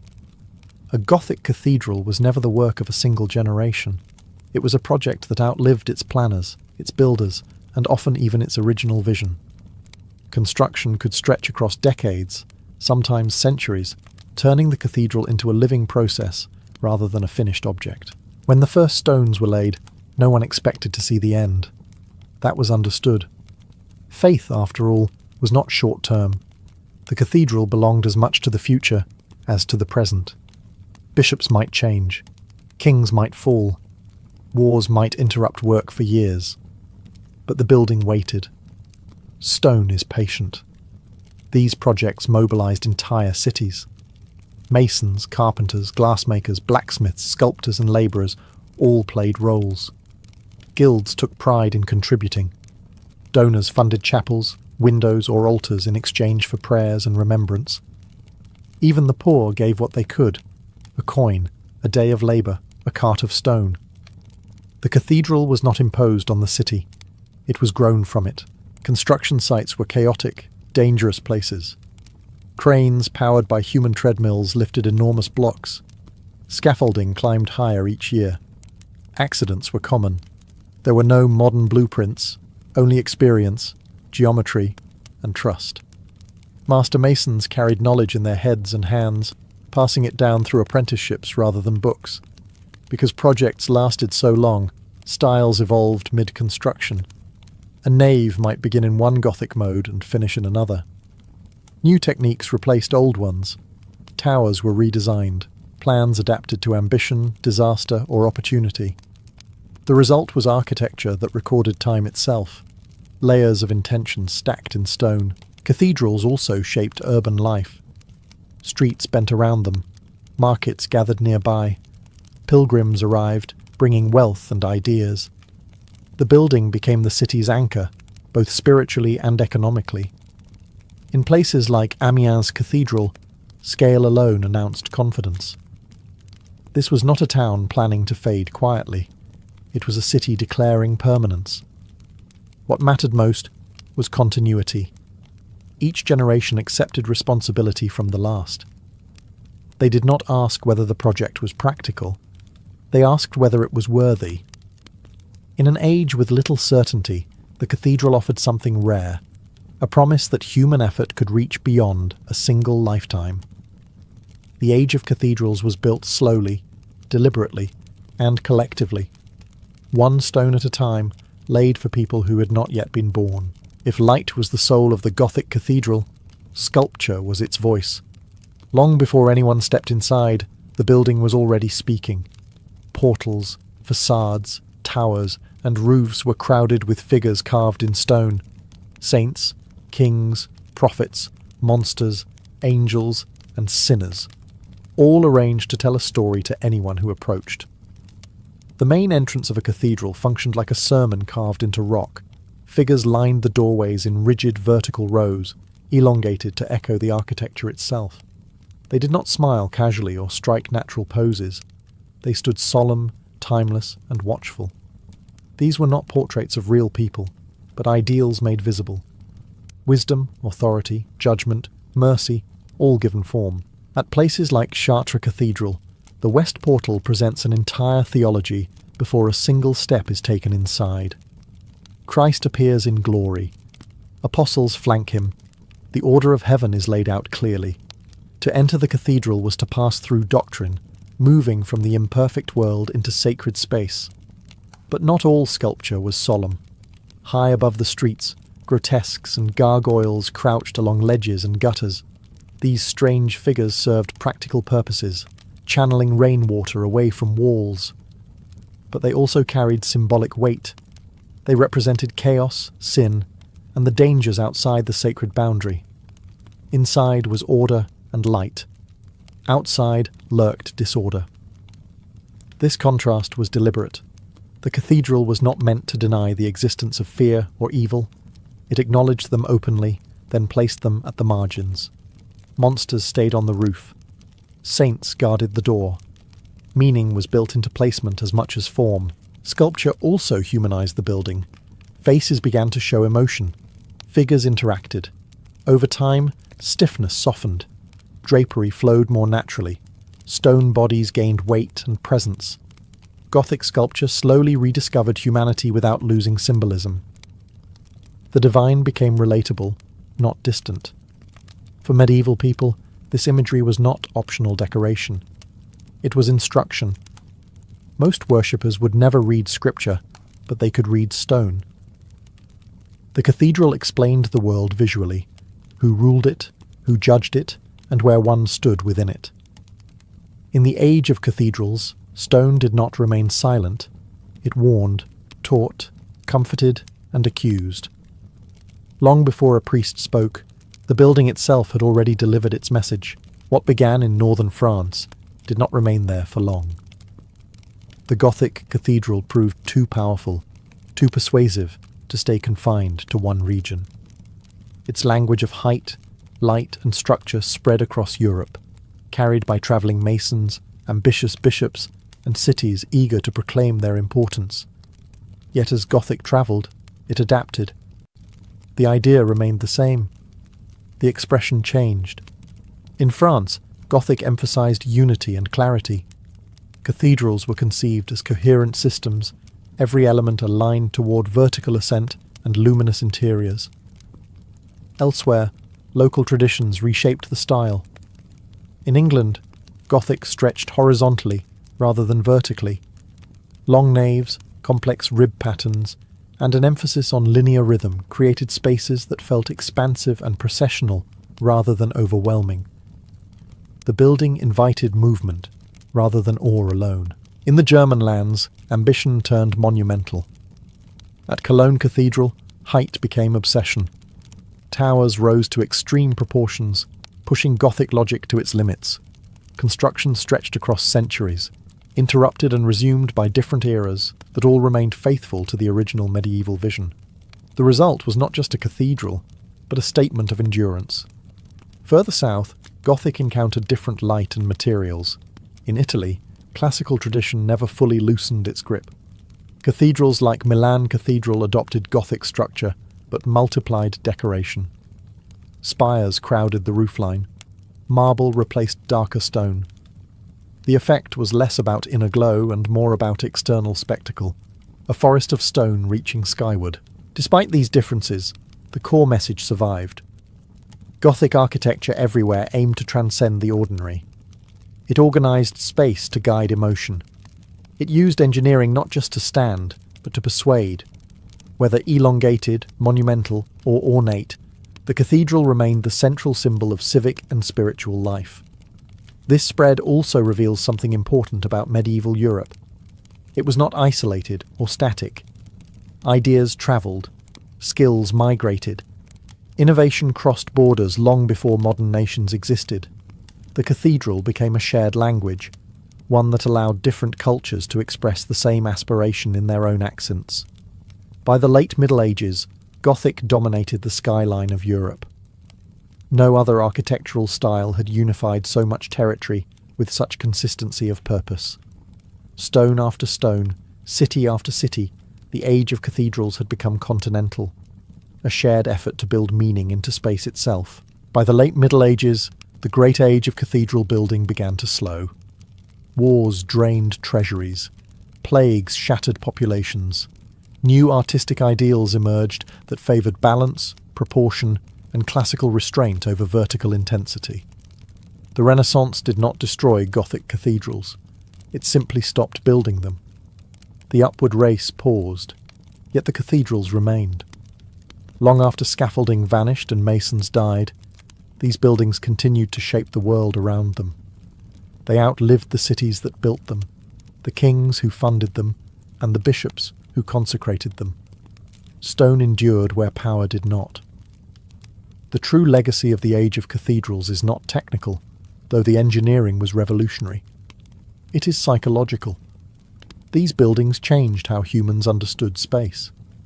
They proved that architecture could move people emotionally, not just shelter them. That stone could teach, persuade, and inspire without a single spoken word. Even stripped of belief, the experience remains. To stand beneath a Gothic vault is still to feel small, directed, and attentive. The building does not ask what you believe. It asks you to look. Upward, inward, slowly. Places like Notre Dame de Paris remind us that cathedrals were never finished ideas. Fires, restorations, revolutions, and neglect altered them, but did not erase them. Each generation left marks, some careful, some careless. The buildings absorbed it all. Time became part of the structure. In a world increasingly built for speed and utility, Gothic cathedrals stand as monuments to patience. They represent a culture willing to invest centuries into a single vision, knowing the reward would be inherited, not enjoyed. That mindset is as foreign today as the theology that inspired it. The age of cathedrals was not just about faith reaching heaven. It was about humanity reaching beyond itself, beyond lifespan, beyond certainty, beyond immediate reward. These buildings are frozen ambition, solid hope, organized longing. When sunlight passes through stained glass and spills across ancient stone, it still completes the original intention. For a moment, the distance between earth and heaven feels smaller, and in that moment, the medieval builders succeed again, long after they are gone. Before gods had names, before giants cast shadows, before time learned how to move forward, there was Ginnungagap. It was not a place you could stand in, nor a thing you could touch. It was the great in-between, a vast, yawning void where nothing yet had shape, but everything waited to become. To the far north lay Niflheim, a realm of cold so deep it felt eternal. Its rivers flowed thick with ice, mist clung to everything, and silence ruled without mercy. To the far south burned Muspelheim, a world of fire and raw heat, where flame was alive and destruction was constant. These two realms were opposites, locked in endless tension, separated only by Ginnungagap itself. At first, nothing stirred, but the void was not empty. Cold crept outward from Niflheim. Heat pushed upward from Muspelheim. Slowly, inevitably, they met. When frost from the north collided with the warmth from the south, the ice began to melt. Drops formed. From those drops came movement. From movement came life. Not gentle or beautiful, but vast and terrifying. From the melting ice of Ginnungagap emerged Ymir, the first giant. He was not born with intention or care. He simply happened. Existence did not begin with order, but with collision. Alongside Ymir came the cosmic cow, Audhumla. From her flowed nourishment, milk that fed the giant and sustained the first life. She, in turn, licked the salty ice blocks, slowly revealing another being hidden within them. Over time, a form took shape. A god was uncovered, not created. Buri, the ancestor of the gods to come. From the very beginning, Norse creation was not clean or harmonious. It was accidental, violent, and unstable. Life arose from extremes clashing, not from careful design. The universe was born from imbalance. Ginnungagap remained at the centre of it all, the silent witness, the space that allowed opposites to meet. It was neither good nor evil. It simply allowed becoming. This origin tells us something essential about the Norse worldview. The cosmos was never safe. Order was never guaranteed. Creation itself was fragile, born from forces that could just as easily destroy it. In the Norse beginning, existence did not start with light or wisdom. It started with cold, fire, and a vast silence that finally broke. From the melting ice of Ginnungagap came Ymir, the first being, vast, ancient, and uncontrollable. He was not shaped by purpose or guided by wisdom. He existed because the cold and the fire had collided, and that collision demanded consequence. Ymir embodied the raw, untamed nature of the early cosmos. He slept, and from his sleeping body more life emerged. As Ymir dreamed, giants were born from him. From the sweat beneath his arms came a man and a woman. From his legs came another being. Life multiplied without intention, spreading outward in strange and uneven ways. This was the first age of existence, and it belonged entirely to the giants. They were not evil in the moral sense. They were simply enormous forces of nature, driven by appetite, instinct, and survival. The giants did not build. They did not create order. They endured. They filled the universe with their presence, heavy and ancient, like mountains that walk and breathe. The cosmos at this stage had no structure, no balance, and no mercy. It was alive, but it was not yet meaningful. While Ymir slept and giants multiplied, Audhumla continued her slow, patient work. She licked the ice blocks left behind by the frozen rivers of Niflheim. Each day, more of what lay hidden beneath the ice was revealed. First hair, then a head, then a full body. From the ice emerged Buri, not born but uncovered. Buri was different. Where Ymir was vast and chaotic, Buri was defined, shaped, intentional. He did not belong to the giants, nor did he oppose them. Not yet. He represented something new entering the universe. Lineage, continuity, and the potential for order. Buri fathered a son, Bor, who in turn would father 3 sons of his own. These sons would become the gods, not creators in the absolute sense, but shapers. The universe already existed. Their task would be to give it form. At this stage, however, the giants still ruled. The cosmos was unbalanced, dominated by Ymir's endless, uncontrolled expansion. Life existed, but it crowded itself, pressed against itself, threatened to collapse under its own weight. This tension could not last forever. In the Norse imagination, creation is not peaceful. It is a struggle. And the struggle was coming. The Age of Giants set the stage. What followed would be an act of violence so fundamental that it would transform chaos into a world. The universe could not remain as it was. Ymir's presence was too vast, his offspring too numerous, his chaos too heavy for anything else to grow. In the Norse imagination, creation does not arrive gently. Order is not negotiated into existence. It is carved out through force. Bor's 3 sons, Odin, Vili, and Ve, looked upon the world and saw imbalance. The giants multiplied endlessly, while meaning itself had no space to take root. If anything new was to exist, something old had to end, and so the gods did the unthinkable. They turned on Ymir. The slaying of Ymir was not a battle in the heroic sense. It was a cosmic act. When Ymir fell, his blood poured out in such volume that it drowned nearly all the giants. Only a few survived, escaping into the outer edges of existence. With that flood, The age of uncontrolled growth ended, but the gods did not destroy Ymir simply to remove him. They used him. From Ymir's body the world was shaped. His flesh became the earth. His blood became the seas and oceans. His bones rose into mountains. His teeth and broken fragments formed rocks and stones. From his skull the gods fashioned the sky, lifting it above the earth and setting it in place. Sparks taken from the fires of Muspelheim were scattered across it, becoming stars. Even the chaos was given purpose. The gods placed 4 dwarves at the corners of the sky to hold it aloft, turning destruction into structure. The world was no longer an accident. It had direction. From Ymir's eyebrows, the gods created Midgard, a protective enclosure for humanity yet to come. This was not kindness without caution. The giant still existed beyond its borders, and Midgard was meant to shield fragile life from forces older and stronger than itself. This moment defines the Norse view of existence. Creation is not pure.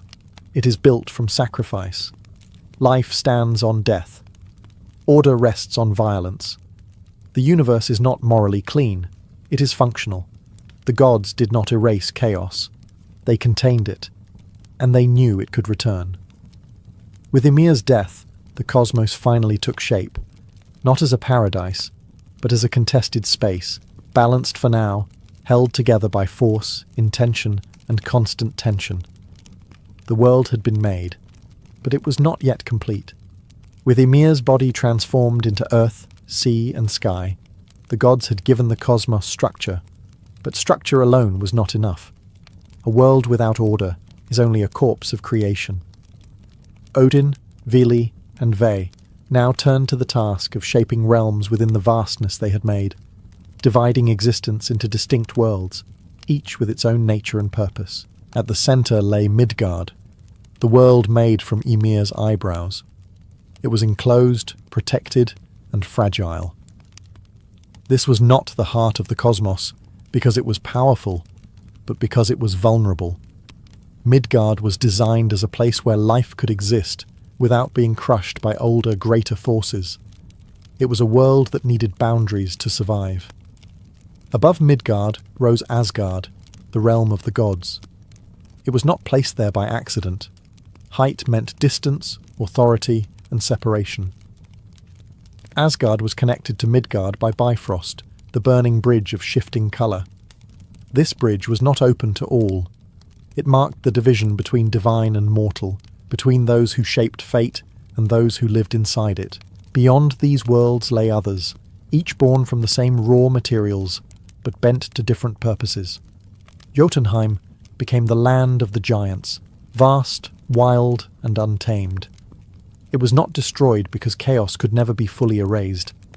It had to exist somewhere. Niflheim and Muspelheim remained at the edges of creation, cold and fire anchoring the cosmos in the same extremes that had begun it all.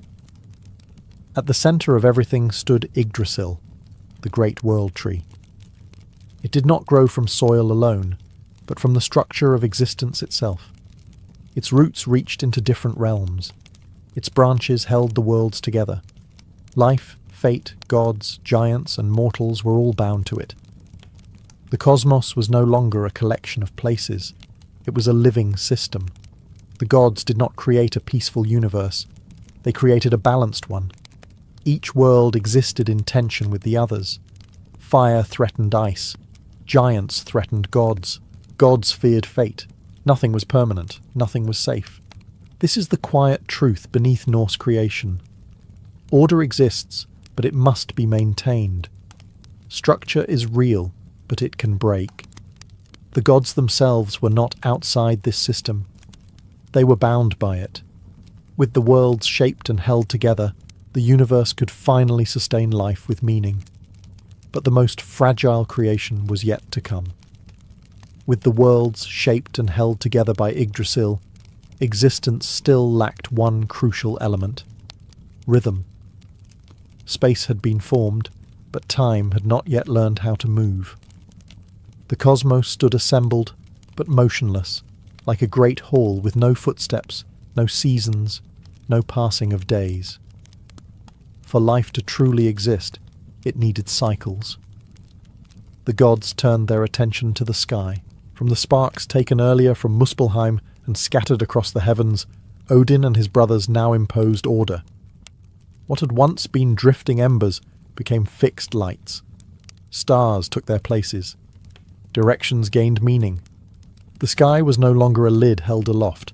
It became a map. Then came the shaping of day and night. From the giants emerged two figures tied to motion and light. Night and her son. Day. Night rode first, dark and heavy, casting shadow across the worlds.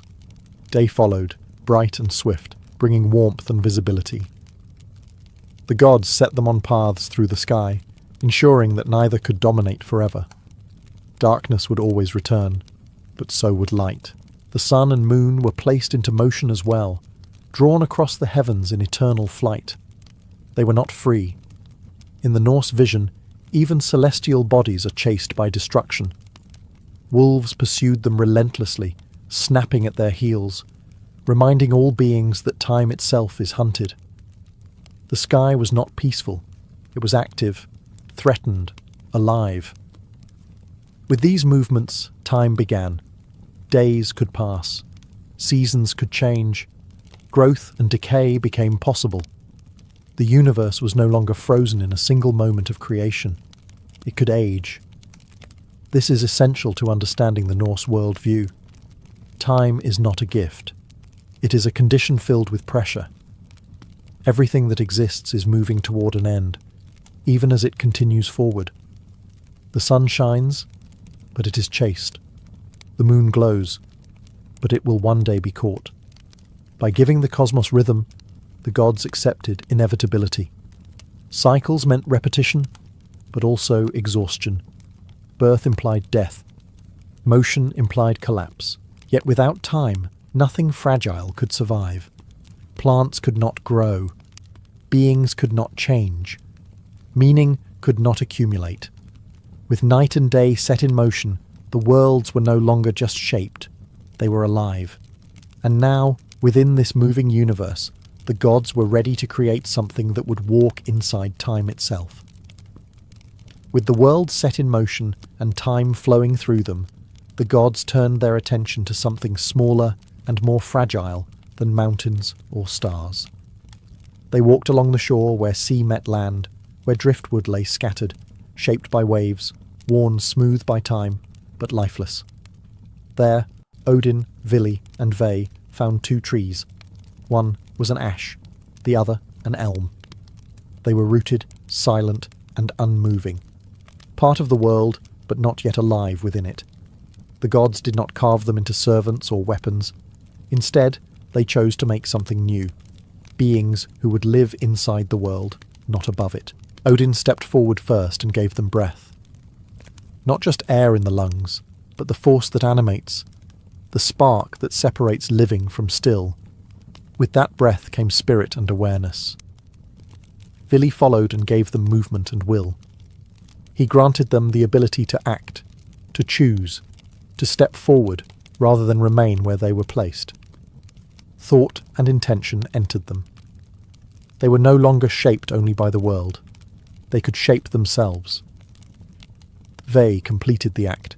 He gave them sight, speech, and form, faces to recognize one another, voices to name things, bodies that could feel pain, warmth, hunger, and comfort. With this final gift, the trees became people. They were called Ask and Embla, the first man and the first woman. They were not made from divine substance or cosmic fire, but from wood, from the same material as the world itself. Humans, in Norse thought, were not distant from nature. They were nature, awakened. The gods placed Ask and Embla within Midgard, behind the protective boundary made from Ymir's brows. This was not paradise. It was shelter.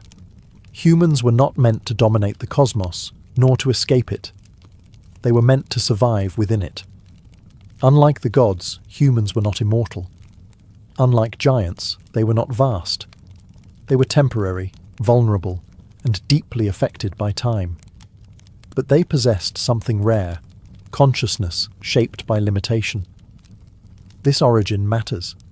Humans were not created to rule the world, nor to serve the gods blindly. They were created to live, to endure cold and hunger, to build, to remember, to tell stories in a universe that would one day forget them. From trees came people.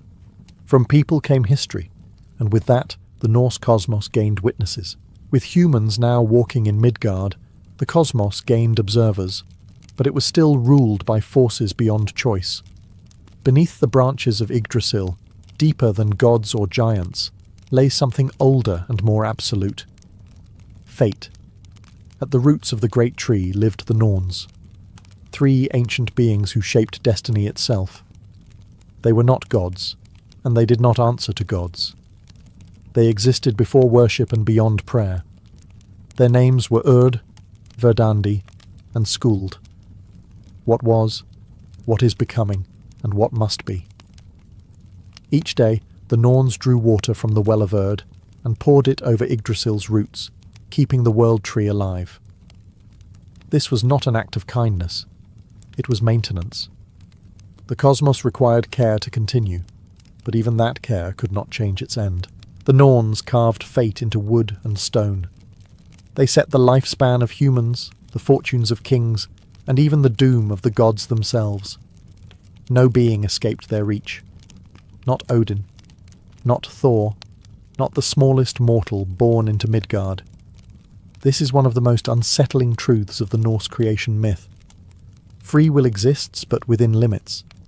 Choices matter, but outcomes are shaped by forces that cannot be negotiated with. Courage is meaningful precisely because it cannot prevent death. Honor matters because it does not guarantee victory. Humans lived under this knowledge. Life was brief. Winters were harsh. Survival was uncertain. But meaning did not come from safety. It came from action taken in full awareness of risk. To live well was not to avoid fate, but to face it without turning away. Even the gods understood this. Odin sacrificed an eye for knowledge, not to escape fate, but to understand it. He knew how the story would end. He chose to walk forward anyway. This worldview shaped everything. Heroes were admired not because they lived long, but because they acted rightly in short time. Cowardice was worse than death. Memory was stronger than survival. With fate woven beneath the roots of existence, the Norse cosmos gained gravity. Creation was no longer just a beginning. It was a trajectory. Everything moved forward, not toward peace, but toward a known ending. And yet, life continued. Gods ruled, humans built, giants waited. The world endured, balanced on a tree whose roots drank destiny itself. But fate does not remain quiet forever, and the final cycle was already waiting. From the moment creation settled into balance, its ending was already written. The Norse cosmos was never imagined as eternal. It was built with the knowledge that it would one day break. Every world, every god, every human life existed on borrowed time. The giants still lived beyond Midgard, nursing old resentments. Fire still burned in Muspelheim. Ice still waited in Niflheim. Chaos was not destroyed, only restrained, and restraint, in the Norse vision, is always temporary. Signs of the future were woven into the present.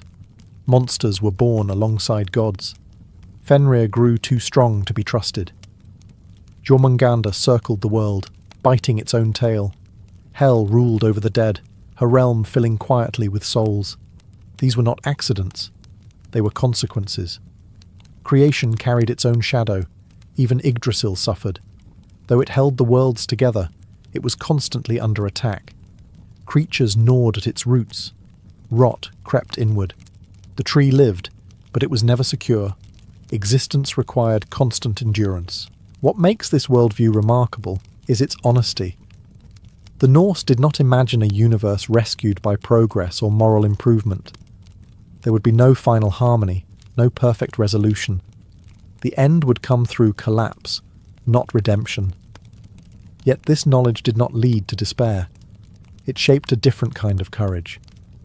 Knowing that the world would fall gave meaning to what happened before it did. Loyalty mattered because betrayal was possible. Love mattered because loss was certain. Acts were measured not by outcome, but by intent. The gods themselves embodied this tension. They built halls, made laws, protected humans, and fought chaos, all while knowing it would eventually overwhelm them. Their greatness lay not in winning forever, but in resisting anyway. This is the final lesson embedded in Norse creation. Existence is valuable not because it lasts, but because it happens at all. A world that ends is not meaningless. It is fragile and therefore precious. Therefore, the cosmos stood, fully formed now. 9 worlds held together by a wounded tree, governed by gods who knew their doom, inhabited by humans who lived briefly, but remembered fiercely. Creation was complete. Only one chapter remained, not of beginning, but of return. In the Norse imagination, creation does not move in a straight line. It curves. It bends back toward its beginning. The same forces that shaped the world will one day unmake it, returning everything to a familiar state, not peace, but silence. Ragnarok waits at the horizon of time, not as a punishment and not as a mistake, but as a fulfillment. Fire will rise again from Muspelheim. Ice will break loose from Niflheim. Giants will cross boundaries long held. Gods will fall, not because they were weak, but because the structure they built was never meant to be permanent. Yggdrasil will tremble. The sky will split. The sea will surge over the land it once circled. Order will collapse back into motion. The cosmos will remember what it was before shape, before law, before names. And yet, this is where the Norse story refuses to end in nothingness. After the destruction, something remains. The fire does not burn forever. The flood recedes. The earth rises again from the sea, green and renewed. Not all gods perish. Not all life is erased. A new world emerges, quieter, cleaner, shaped by memory rather than ignorance.